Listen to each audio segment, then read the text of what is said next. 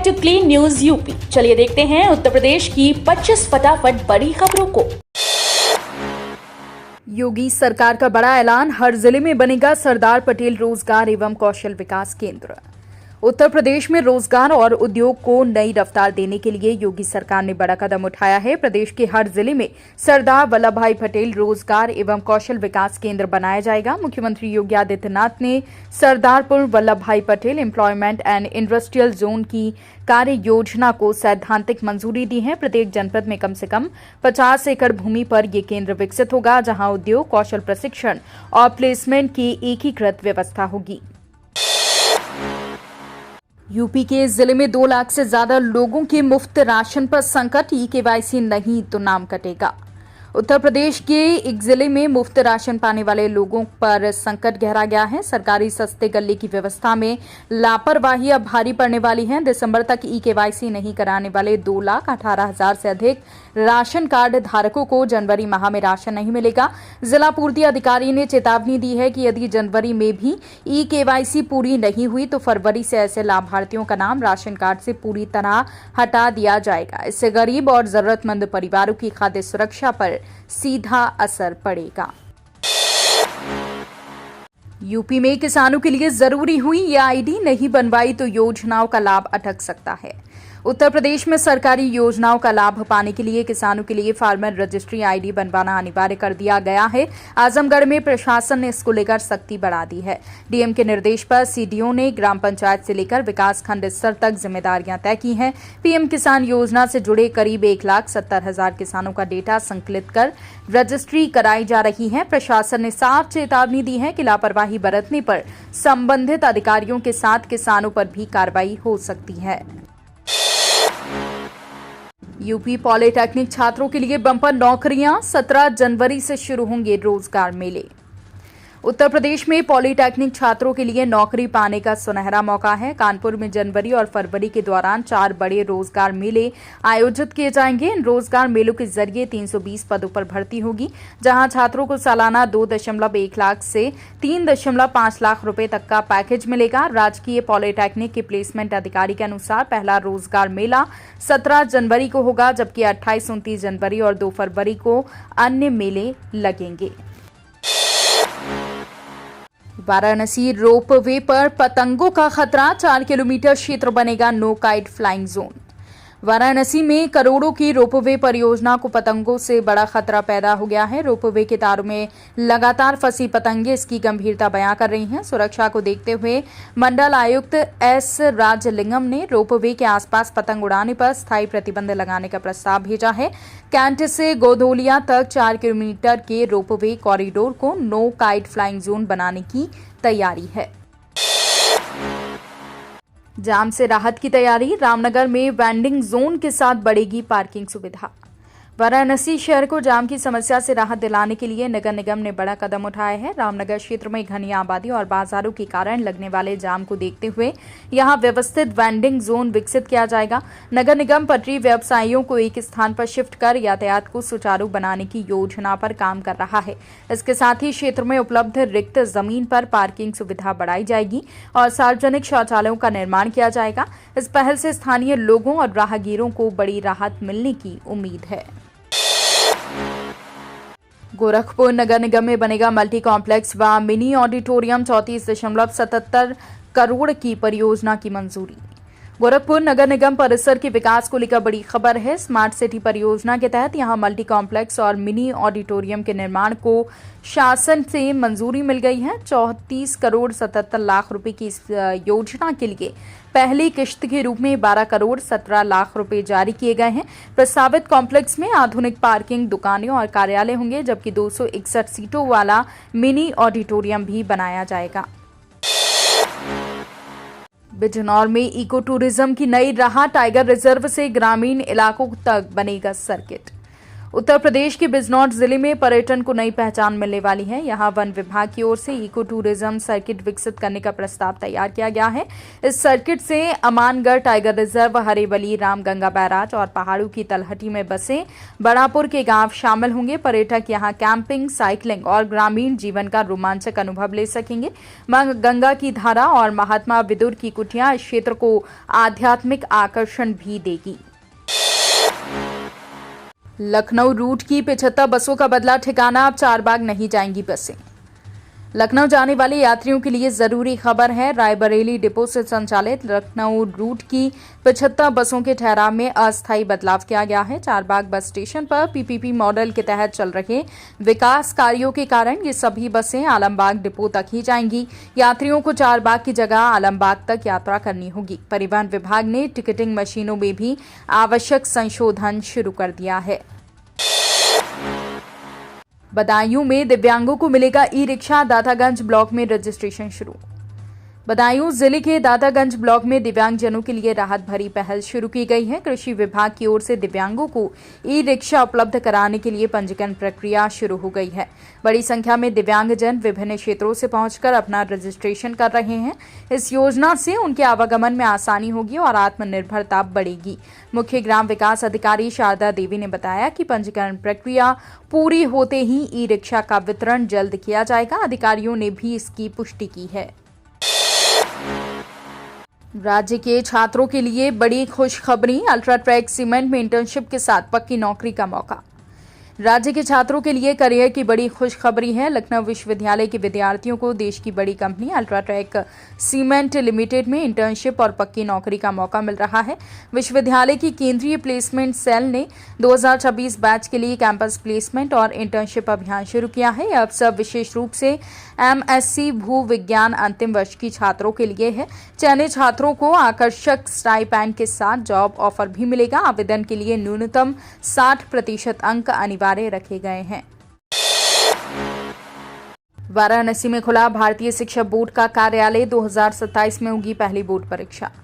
वाराणसी में शिक्षा के क्षेत्र से जुड़ी बड़ी खबर सामने आई है। यूपी सीबीएसई और आईसीएसई के बाद अब विद्यालयों को भारतीय शिक्षा बोर्ड का नया विकल्प मिल गया है। काशी के भुवनेश्वर नगर कॉलोनी में भारतीय शिक्षा बोर्ड का क्षेत्रीय कार्यालय खोला गया है, जो पूर्वांचल के 25 जिलों का मुख्यालय होगा। अब तक वाराणसी के 40 विद्यालयों को इस बोर्ड से मान्यता मिल चुकी है, जबकि 125 विद्यालयों की मान्यता प्रक्रिया जारी है, जो मार्च 2026 तक पूरी होगी। हरीशचंद्र पीजी कॉलेज में पहला दीक्षांत समारोह, 728 विद्यार्थियों को मिली उपाधि। वाराणसी स्थित हरीशचंद्र पीजी कॉलेज में इतिहास रचते हुए पहला दीक्षांत समारोह आयोजित किया गया। बृहस्पतिवार को हुए समारोह में सत्र 2022-23 में उत्तीर्ण 728 विद्यार्थियों को 3 साल बाद उपाधियां प्रदान की गईं। कार्यक्रम के मुख्य अतिथि महात्मा गांधी काशी विद्यापीठ के कुलपति प्रोफेसर आनंद कुमार त्यागी ने विद्यार्थियों को नवाचार, शोध और सतत सीखने पर जोर दिया। उपाधि पाने वालों में सर्वाधिक 587 विद्यार्थी स्नातक स्तर के रहे। विश्वविद्यालय की तर्ज पर अब महाविद्यालयों में भी दीक्षांत समारोह का आयोजन नई परंपरा बनता जा रहा है। कप सिरप मामलों में सख्ती, कंपनी को हाईकोर्ट से राहत नहीं, तस्करों पर इनाम। कप सिरप से बच्चों की मौत और तस्करी के मामलों में सख्ती जारी है। इलाहाबाद हाईकोर्ट ने messrs Marion Biotech private limited और उसके निदेशकों को राहत की अर्जी खारिज कर दी है, जिससे उनके खिलाफ मुकदमा जारी रहेगा। वहीं गाजीपुर में कोडीन युक्त कफ सिरप की तस्करी में 5 आरोपियों पर 25-25 हजार रुपए का इनाम घोषित किया गया है। पुलिस आरोपियों की संपत्ति और खरीद फरोख्त के सबूत जुटा रही है। इन कदमों से कफ सिरप के अवैध कारोबार पर कड़ा नियंत्रण बनाए जाने की दिशा स्पष्ट हो रही है। चंदौली से 6 जिलों के न्यायालय परिसरों का शिलान्यास सीएम और मुख्य न्यायाधीश करेंगे उद्घाटन।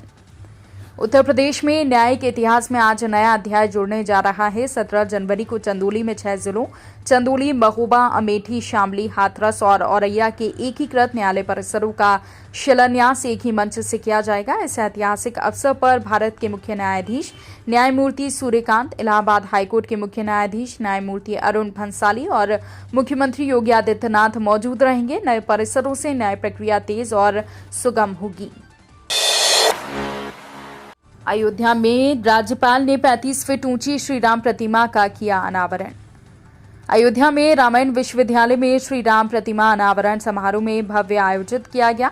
मुख्य अतिथि उत्तर प्रदेश की राज्यपाल आनंदीबेन पटेल ने 35 फीट ऊंची प्रभु श्री राम की प्रतिमा का बटन दबाकर अनावरण किया। इस अवसर पर वैदिक बटुक छात्रों ने श्री राम रक्षा स्तोत्र का पाठ किया। समारोह में राज्यपाल ने संगोष्ठी को भी संबोधित किया। यूपी दिवस पर 24 से 26 जनवरी तक 3 दिन भरपूर उत्सव, सांस्कृतिक कार्यक्रम और पारंपरिक खेल। उत्तर प्रदेश दिवस इस बार 24 से 26 जनवरी तक पूरे प्रदेश में 3 दिन मनाया जाएगा। इस दौरान सभी विभागों द्वारा प्रदर्शनी, संगोष्ठी, कविता पाठ, सम्मेलन, सांस्कृतिक कार्यक्रम और रोड शो आयोजित किए जाएंगे। प्रत्येक विभाग अपने क्षेत्र में उत्कृष्ट कार्य करने वालों को सम्मानित करेगा। इस वर्ष का थीम है विकसित उत्तर प्रदेश, विकसित भारत, जिसमें प्रदेश की प्रगति, नवाचार, सामाजिक समरसता और सांस्कृतिक चेतना को प्रदर्शित किया जाएगा। मुख्य कार्यक्रम राजधानी के राष्ट्र प्रेरणा स्थल पर होगा। कूड़े के ढेर पर मिली 34 खाली कोडीन सिरप की बोतलें, मेडिकल स्टोर पर चलाया सघन निरीक्षण। सिकंदरा राव कस्बे में पुराने प्राथमिक स्वास्थ्य केंद्र की बिल्डिंग के अहाते में कूड़े के ढेर पर 34 खाली कोडीन युक्त कोडेनो स्टारकुल सिरप की बोतलें मिली हैं। सूचना पाते ही SDM Sanjay Kumar, drug inspector Rajkumar और पुलिस बल ने मेडिकल स्टोर पर निरीक्षण किया। अधिकारियों ने चेतावनी दी कि प्रतिबंधित कोडीन सिरप को बेचने या स्टॉक करने वालों पर कड़ी कार्रवाई की जाएगी। ये कार्रवाई अवैध ड्रग्स के खिलाफ सख्ती को दर्शाती है। पूर्वी चंपारण में विराट रामायण मंदिर का भव्य निर्माण, सहस्त्रलिंगम की स्थापना शनिवार को। पूर्वी चंपारण के जानकी नगर में विराट रामायण मंदिर का निर्माण तेजी से पूरा हो रहा है। महावीर मंदिर न्यास समिति द्वारा बनाए जा रहे इस भव्य मंदिर में 22 मंदिर और 12 शिखर होंगे। ये 120 एकड़ में फैला है। 33 फीट ऊंचे और 200 टन वजनी सहस्त्रलिंगम की स्थापना के लिए पिछले 1.5 साल से 250 श्रमिक लगातार काम कर रहे हैं। मंदिर अयोध्या और जनकपुर के बीच राम जानकी पथ पर स्थित है। इस अद्भुत निर्माण में कुल 3102 स्तंभ गहरी खुदाई से स्थापित किए गए हैं। यूपी के औरैया में साइबर ठगी का अनोखा तरीका, क्यूआर कोड स्कैनर से खाली हुए खाते। उत्तर प्रदेश के औरैया जिले में साइबर ठगों ने अनोखे तरीके से दुकानदारों के खाते खाली किए। आरोपी फोन पे बॉक्स ठीक करने या नया क्यूआर कोड बनाने का बहाना बनाकर बैंकिंग जानकारी और सिम पोर्टेबिलिटी कोड हासिल करते थे। इसके बाद यूपीआई के माध्यमों से खातों से पैसा निकाल लिए जाते थे। औरैया पुलिस ने 2 आरोपियों को गिरफ्तार किया और उनके पास से 2.29 लाख रुपए नगद और 103 क्यूआर स्कैनर बरामद किए। किरेन रिजिजू संघ पश्चिम यूपी में स्नेह संवाद, भाजपा अल्पसंख्यक मोर्चा करेगा सम्मेलन। पश्चिम उत्तर प्रदेश में भाजपा अल्पसंख्यक मोर्चा किरेन रिजिजू के स्नेह संवाद से प्रेरित होकर एक बड़ा सम्मेलन आयोजित करने जा रहा है। इस कार्यक्रम में पार्टी कार्यकर्ता और समाज के प्रतिनिधि शामिल होंगे।